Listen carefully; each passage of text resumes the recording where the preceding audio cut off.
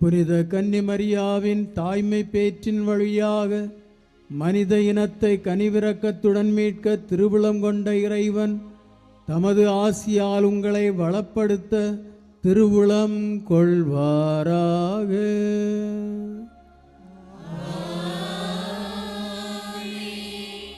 அவர் வழியாக வாழ்வின் காரணரை அடைய தகுதி பெற்ற நீங்கள் அவரது பாதுகாவலை என்றுமெங்கும் உணர்வீர்களாக.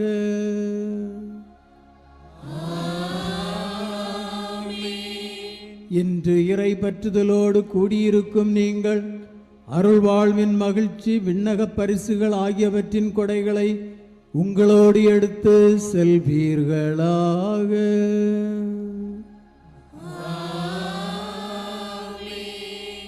எல்லாம் வல்ல இறைவன் தந்தை மகன் தூயாவியார் உங்கள் அனைவரையும் ஆசீர்வதிப்பாராக.